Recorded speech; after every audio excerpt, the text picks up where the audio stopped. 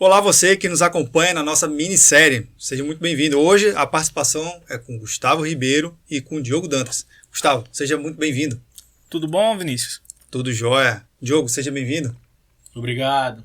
Massa. Pessoal, a gente vai falar de um tema que é importante, que é a gestão financeira em nuvem, que é algo que já é praticado no ambiente on-premise, porém em nuvem, com o advento e a escalabilidade desse processo, ganhou um nomezinho diferente, um nome chamado de FinOps. Primeiro, explica que danada é isso. O que é FinOps?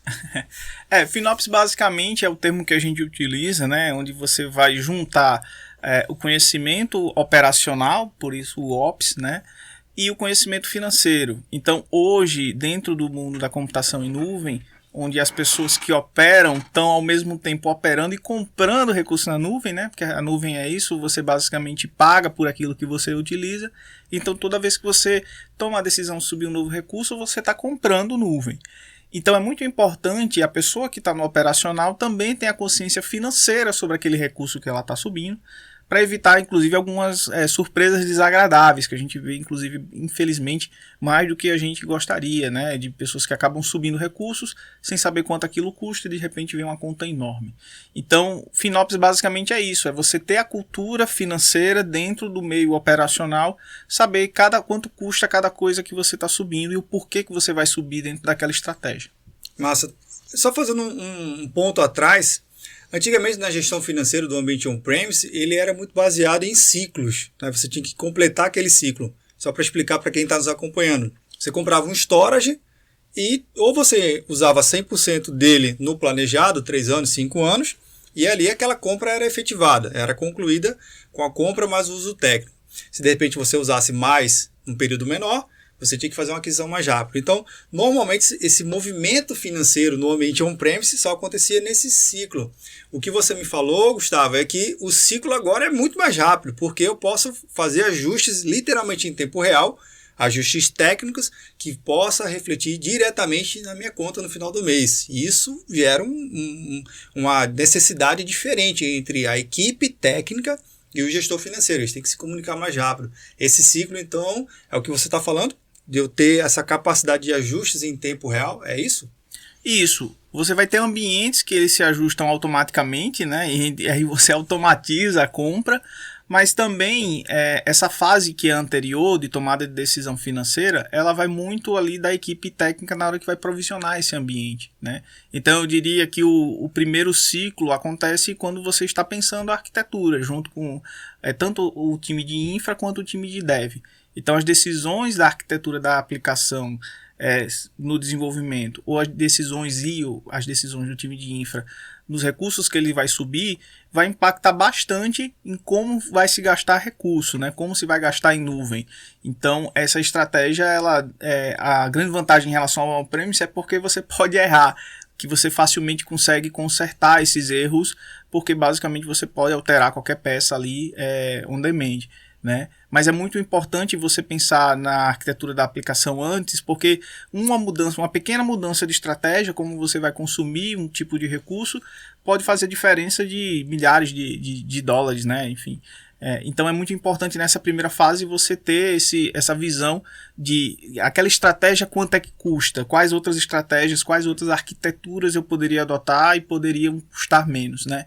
E os próximos ciclos, basicamente, são acompanhar o amadurecimento dessa aplicação, novas funcionalidades, novos recursos e as gerações de recursos que vão ser disponibilizados na nuvem, né? Então, da mesma forma que no on-premise vão surgindo novos processadores, novos discos com mais capacidade, com mais velocidade, isso também vai surgindo na nuvem. Então, a equipe precisa revisar tanto a sua estratégia de arquitetura quanto também a geração dos recursos que você está utilizando.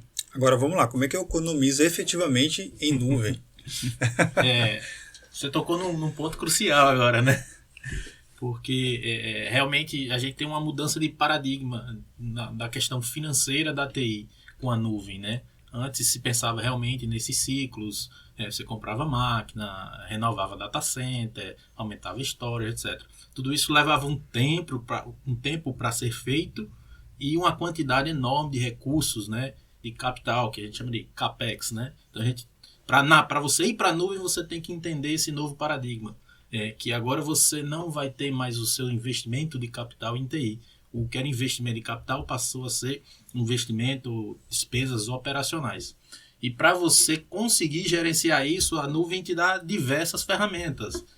Dashboards de visualização, gráficos, alarmes, quando você está gastando acima do que você precisa, tudo isso a nuvem te dá. E para economizar, além de você ter um monitoramento ativo em cima disso, a partir das ferramentas que a nuvem te dá, entender como funcionam os seus workloads, Gustavo citou muito bem, você tem que pensar no custo já na arquitetura e no desenvolvimento do seu software. É aí onde está a grande economia da nuvem. Se você vai para a nuvem com a cabeça no on-premise, pode se dar mal, principalmente na parte financeira. Então, na medida que você migra para a nuvem, você também tem que mudar o paradigma financeiro na sua cabeça. É uma questão cultural. Massa. Você falou da cultura, então as pessoas também têm que se esforçar um pouquinho mais para poder ver o que tem dentro da nuvem, não só dos dashboards, que você citou bem, mas algumas outras possibilidades comerciais, como contratos. Tem contratos mensais, contratos de 12 meses, enfim, tem contratos de pequeno, médio e longo prazo. Isso também beneficia na minha gestão financeira?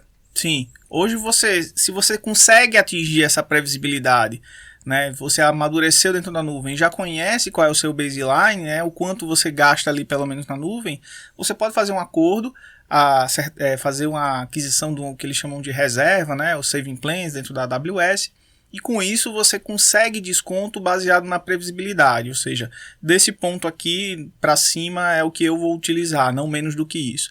E aí você consegue fazer contratos que vão trazer bons descontos comparados à tabela principal. Mas voltando aí na história da arquitetura, essa mentalidade de você ir do on-premise para a nuvem, ela realmente exige em boa parte dos projetos que haja uma mudança também de arquitetura.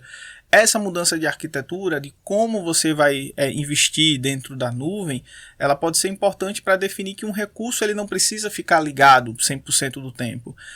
Um recurso ele pode simplesmente adotar uma estratégia financeira onde vai ser pago por requisição, pago por consumo do acionamento daquele serviço e não você pagar pelas horas que aquele recurso está no ar.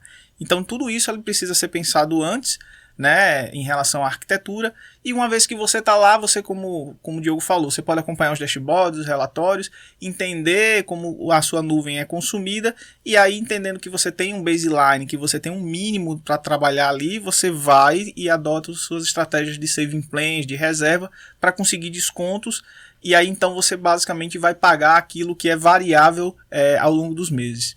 Massa. Então, o que a gente pode tirar como aprendizado desse episódio é que não existe uma arquitetura definitiva. Aquela que eu defini, criei e ali vai ficar estático para todo sempre.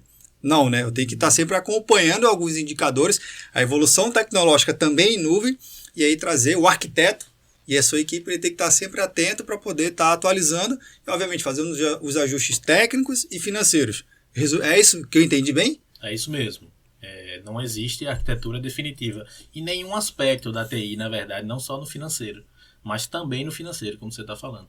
Então, o ideal é que quem está na nuvem esteja sempre tentando evoluir a sua arquitetura, ao mesmo tempo que acompanha a evolução da nuvem. Como o Gustavo falou muito bem no início, a própria nuvem evolui. Existem gerações, a cada novo ciclo da nuvem, eles lançam novas gerações de processadores, novos sistemas de armazenamento, aumentam a velocidade da rede e, em geral, isso vem com um custo menor. Vem com desconto. Então, é muito interessante que você, a partir da sua arquitetura, você pode conseguir usar novos recursos que são muito mais eficientes e mais baratos. Então é uma coisa bem interessante. Acho que um exemplo que a gente podia dar aqui, Gustavo, é o uso dos processadores ARM, né? Que isso. Nem toda aplicação tá pronta para isso, né? Porque precisa ser compilada para rodar em processador ARM. Na AWS, Gustavo, me corrija se eu estiver errado, mas em geral você consegue uma economia de até 40% em relação a processadores x86. Então, mas isso é uma mudança que passa pelo desenvolvimento do software, passa pela arquitetura do seu workload. Então, realmente, o ponto nevrálgico, se a gente pode falar assim, das finanças na nuvem é a arquitetura. É o principal. Olha, esse ponto aí da arquitetura ARM a gente vai deixar para o próximo episódio, porque realmente tem muito o que falar, e aproveitando muito a evolução da própria nuvem e a capacidade de economia e otimização das aplicações, né? A gente está vendo aí que nas tendências que a arquitetura ARM está ganhando bastante espaço, um espaço esse que era dominado por x86, isso é verdade. Mas pessoal, fica aqui meu agradecimento. Gustavo, obrigado pela participação no episódio. Valeu, Perru. Diogo, obrigado pela participação no episódio. Valeu, até logo. Legal. E você que nos acompanha, tem alguma dúvida, algum comentário? Você é arquiteto, já parou para pensar em ter que refazer a sua arquitetura de instante a instante? Pois é, não existe arquitetura definitiva. Comenta aqui embaixo, compartilhe, deixe seu like e até o próximo episódio.